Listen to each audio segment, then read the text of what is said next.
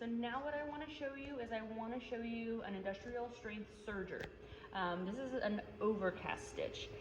What that means is that the stitch itself, so if you have a piece of fabric, the stitch itself goes over the edge, over an overcast stitch. So it goes over the edge of the fabric. This is something really, really common that you'll see on the inside of manufactured garments. Oh, and mine does not have it only because it is fully finished, so this one doesn't count. But if you look inside of maybe like your t-shirt, oh, I have a t-shirt here, so maybe you'll see inside of my t-shirt. You see this like very loopy, chainy type of stitch in my seam here? That's made on something like this serger. You can kind of see that there's a chain coming out here on the back that looks really similar to what's on my, manufactured t-shirt. So this is used to finish off the edge of raw fabric. So if you think about this fabric here, it's woven fabric, so this is what you'll be using in class. And if you look at, because of the way it's made, it has all of these little yarns that start to come undone, they start to fray. That's not good. That's not good for clothes. We don't want that to happen while we're wearing something, because the more it frays, the smaller the fabric gets, and then you'll start to get holes. So these machines are used to finish off the edge. Now, when you use a machine like this, it requires a lot of thread and a lot of threading. So if you look, you'll see that right now we have 1, 2, 3, 4 spools of thread, all connected to this one machine. And as a beginner, you won't need to learn how to thread this, but I will show you. Open this up for you. I will show you that it does require quite a bit of work to thread all the aspects of the machine. So make sure that when you do come into class and when you are using these industrial sergers, that you always keep them threaded, because there's a lot that goes into these machines, and it takes a good hour to rethread it from scratch. So please make sure that you're working with them correctly, and I'll go over how to use them right now. So I'll close this all back up. Right here, now that this is open, you can kind of see that there's a little tray right here. This little tray takes all of the cut pieces of fabric and it goes down this little canal, and you should always have a garbage can kind of leaning on the machine here so that it catches all the cut pieces. And that's going to lead me into talking about the blade on this machine. So again, it's called an overcast stitch, meaning that it puts the thread at the end, over the edge of the fabric, overcast. What this machine does is it always is on the edge of the fabric because there's a blade. So as you sew, it's constantly going to cut the fabric. So I'll show you real quickly. I'll just do a quick little stitch for you.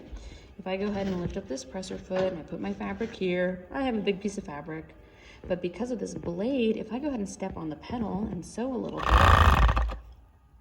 you can see that it just sliced my fabric. So you have to be really careful when you're sitting at these machines. You have to kind of know what you're doing, because you don't want to, take a garment and then accidentally cut a big hole into it. The machine's actually powered off right now, but I was able to do part of that stitch and turn it on. You'll hear it turn on because it's very loud. Turn off again. These machines are strong and they hold power in the motor. So I was able to do most of this stitch with the machine actually powered down. So again, you want to be really careful when you sit at these machines. They're a little bit intimidating because they're very strong, they're very powerful, and you want to keep them threaded. So be mindful of that blade. You don't want to cut anything off if you don't need to. I'll show you how you would put your fabric in to not chop off a big giant chunk. So now that I'm done sewing and now that my fabric has kind of hit the back of the machine, I want to make sure that I continue to step on the pedal so that I create at least a 3-inch chain. So I'm going to turn it back on. I'm going to give myself a little bit more of a chain, just another inch or so. That's plenty. That's plenty. So you'll see now I have a good amount of, threaded chain that's coming from the machine. I'm going to go ahead and take my clipping scissors and I'm going to clip close to my fabric. When you come and work with these machines, when you sit down, if you do not see a chain, the machine is not ready to work. I need to come and sit and rethread it for you. So you want to leave a chain and you want to start with a chain. So if I come and I sit down, oh cool, there's a chain there, I have a garbage can, and I want to make sure that this little metal guard is down. This is going to save your eyes from any flying needles that may occur if something happens. So make sure the guard is down, make sure that there's about a 3-inch chain, and make sure that you have a garbage can handy. You also always want to make sure that you have your clipping scissors, because you need to always clip the thread close to the fabric. So that's something to remember. The power button on these machines are on the bottom left. The Jukis, it's on the bottom right. I'm gonna hit the power button to turn it on. I know it's on because it's loud and I can kind of feel the table shaking. It's a very strong machine. And so let's say that you guys are doing your first sample where you do a surged edge or an overcast stitch on the edge of the fabric. What you want to do is you want to take your fabric, you want to place it underneath this foot. So this is a big giant presser foot here. It's a little bit bigger than the one on the other Juki.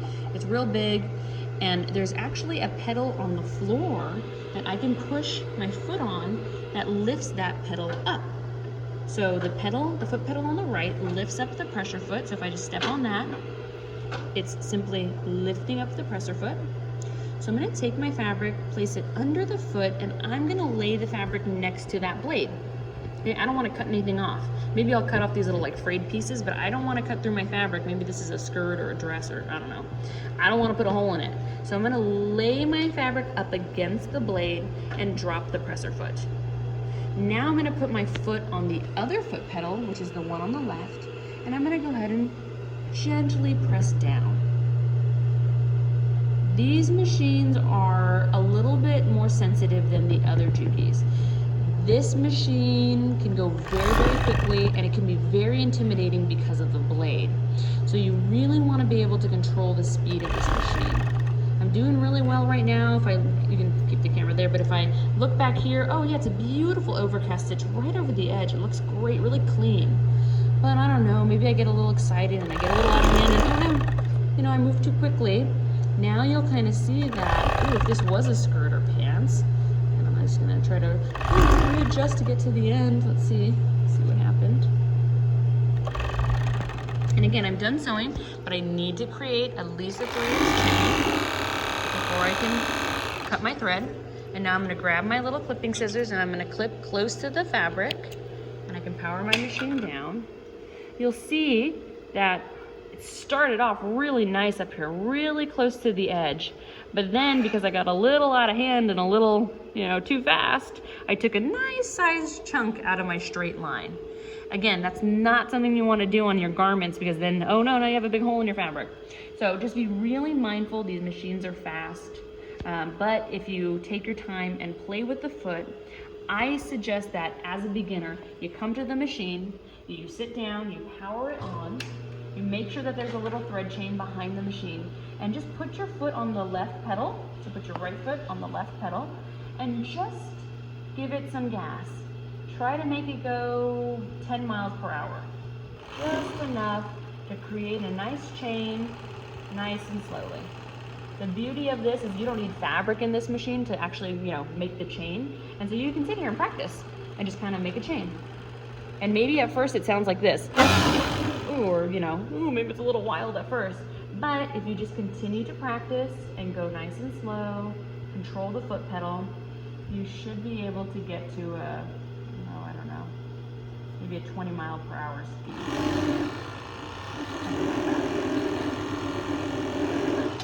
Okay, one other thing that I will say, other than making sure that there's always a chain left behind and a chain when you come to sit down, please always take a look on the threads. So when you come and sit at this machine, if you can see the white, like the plastic of the spool, let me know and I'll come and change out the thread, because if you run out of thread up here, this entire thing comes unthreaded and then all the other threads come undone as well. So just something to keep an eye on. A lot of you may have questions about like a home version of this, and I'll give you some options when we go over more of like serging at home. You also have something really similar to this on your home sewing machine, more than likely. So again, I'm gonna ask you guys for information on your sewing machines, because I wanna be able to look at your owner's manual or look at your machine and kind of help you figure out what kind of overcast that you have. Okay.